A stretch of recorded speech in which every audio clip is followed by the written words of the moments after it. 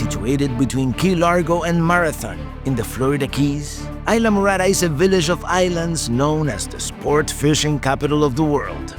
Home to sun-drenched shores, world-famous fishing, and stories that drift in like the tide. Just 2 hours south of my hometown, Miami, Islamorada consists of 4 islands that span 18 linear miles. This is the kind of place that moves on its own time, where rum-soaked sunsets blend with the scent of salt water, casting a shadow of the past where tales of adventure still echo across the tides.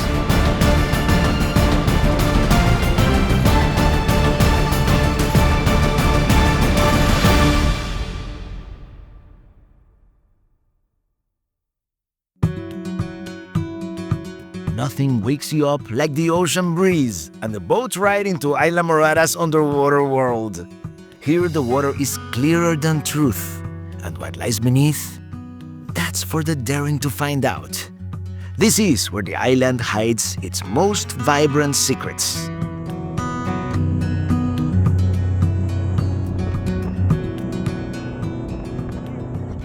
All right, Matt, it's so great to meet you. Thank you for taking us out on the water, even though the weather conditions are not perfect today. Well, it's any day is a beautiful day in the Florida Keys. Especially, we're here in late November and it's nice. How long have you been doing this? Well, I've been doing this for a living consistently for a little over 15 years. We don't get on the water all that much. What's the most breathtaking thing you've seen out here? We've seen so many things out here from, I've seen whale sharks coming through. We've seen lots of eagle rays. We have manatees. Of course, all the same Caribbean fish you have in the Bahamas and the Caribbean. Yeah. World-class fishing down here, 200-plus pound tarpon, marlin, sailfish. They got everything down here in the Keys. So what's the plan for today? Where are we heading first? What's in store for us? A little windy today, so we're going to cruise around on the inside bays, and we'll go over to the bay side, go through some canals and look for some wildlife and see some sights and have some fun. Cool, man. Yeah.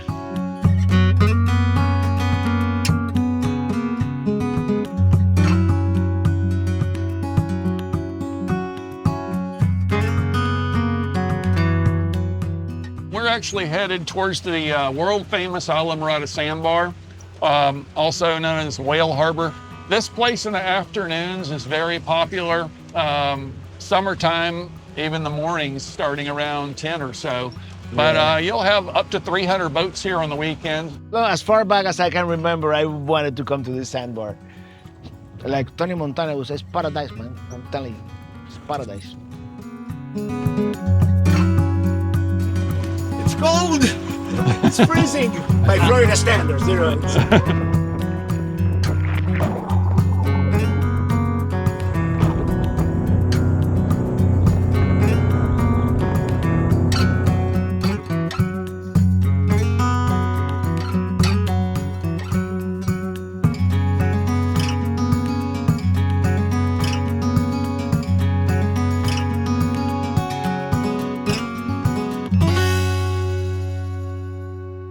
It's been a great day out here. Thank you, Matt. I love being on the water, but it's time to dry off and dry out. Let's see what this other place has on tap.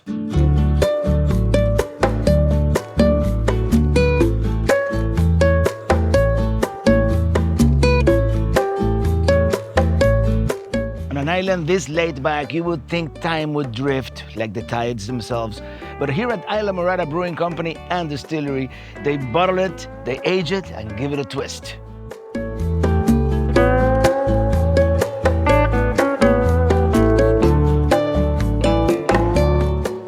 Thank you for the beer. Absolutely, cheers. Cheers, yeah. I'm an IPA kind of guy, so I love it. Is there any story and inspiration behind the different beers that you guys make here? Absolutely. So our Islamorada Brewery and Distillery started from a fishing trip some friends wanted to make a Keys vibe craft brewery. That inspiration of an island style beer, an island state of mind, an island vibe. Is it challenging to brew beer in the, I mean, it's hot and humid here most of the year, right? It is a lovely temperature all year round. Lovely, yes, And, absolutely. For beer, look, we make ales here. When we produce lagers, we do them at our other facility. Here, an ale is happy in the temperature of light air conditioning inside. So is it challenging to brew beers because of the temperature? No. And I can see you also have a distillery here. So what kind of spirits do you guys produce? So we started distilling a few years after we had already opened the brewery. And I like to say that the owners thought that when they opened a brewery, they were going to get to drink beer for free. And that was going so well that they decided to open a distillery so they could drink vodka for free. Hey, there you go. We've been making rum, vodka, gin for several years. And now we also have bourbon and tequila. And our number one selling spirit is actually our hibiscus gin, which is a color-changing gin. I know you probably get mostly tourists here, mostly visitors, but how's the community? Has the community embraced the brewery and distillery here? And Absolutely. So the Keys are a small town. Yeah. And we love that about being here. And like I said, the owners, having grown up here, being a part of that community is the foundation of the company. Well, Larissa, thank you so much. My pleasure. For inviting us, and cheers. One more time.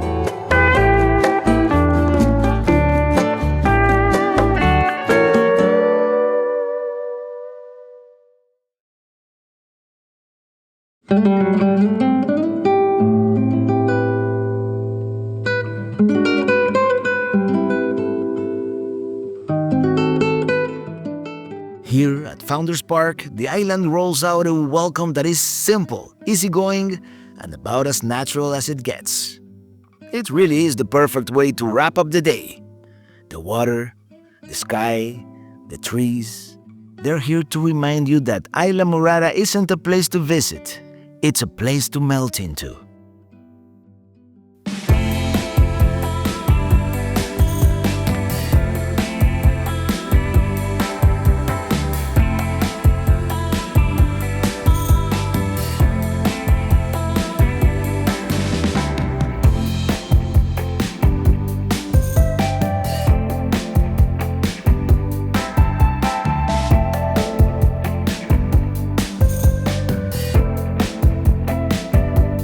If I were to get a vacation home and hang up the RV, this might be the place to do it.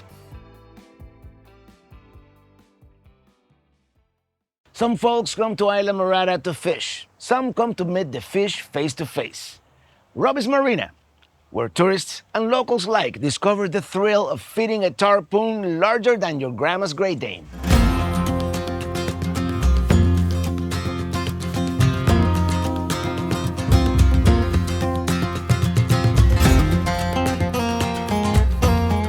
By the very, very tip Do of the I tail. stick my hand through here? Yeah, stick your head through the net. Yep. Through this one. Come on, guys. Get it. There you go. Oop. I'm just afraid he's gonna bite my finger, you know? Oh. I saw him going for it. I'm like, Get it down there a little bit. There you go. oh, this one. This one surprised me from the back. Ah!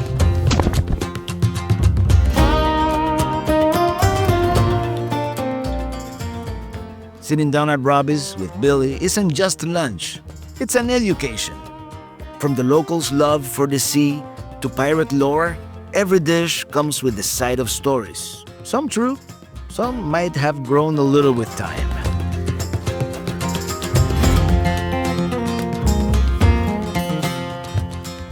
This tarpon feeding is such a unique experience. How did this tradition get started? So this actually started way back in like 1976. The owner, Robbie, he had found a tarpon that had been injured, had his jaw messed up, and they put him in a shrimp bait tank and had him all stitched up and everything else, and then they were hand feeding him. They let him go. He stayed, kind of hung around the dock. It brought another tarpon, then brought another tarpon, and now we have a school of about 100 resident tarpon that are here year round. Yeah.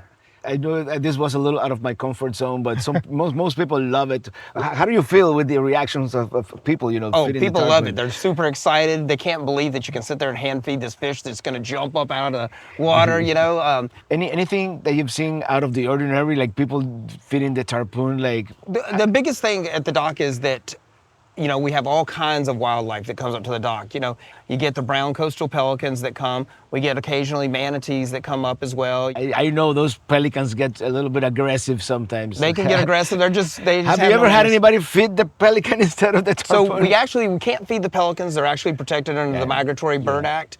So we do take a couple of measures where we try to prevent any of that from happening. Yeah. And what would be what you love the most about what you do?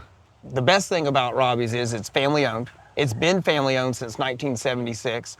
The grandkids, they all work here at Robbie's too. So it is a family atmosphere and everything else like that. Now, a little off the wall question here. If those tarpons could talk, what would they say? They don't like to talk too much. They show up to work early, they stay late, and you know, they're just happy getting fed. That's what we like, man. Billy, thank you so much. I appreciate Nice meeting it. you, And Robert. thank you for the great experience. Yeah, man, perfect. Thank you, man. When you need a break from the Salton Sea, Rain Barrel Village is the island's own oasis of oddities.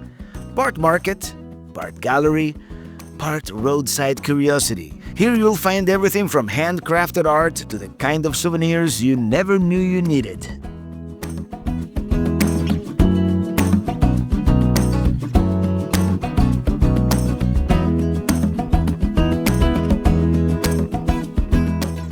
Well, here we are at the Rain Barrel Village, and we have William with us. William, so great to meet you. Thank you so much for speaking to us. you. What do you do here?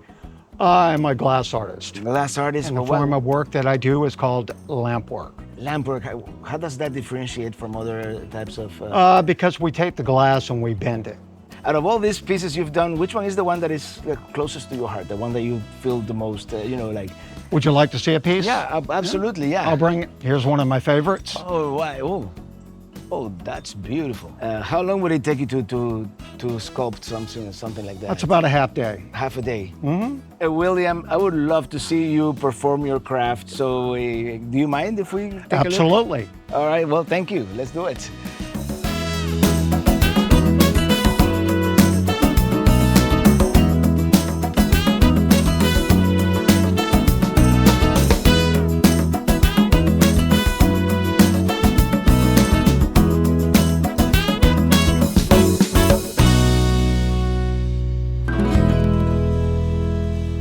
At the end of the day, the sun dips, the colors fade, and Islamorada turns into a quiet, glowing memory. Out here, the water and sky seem to blend, and you realize this place isn't just a getaway. It's an invitation to pause, to breathe, and to listen to what the island has to say. I'll see you next time, somewhere around the sun.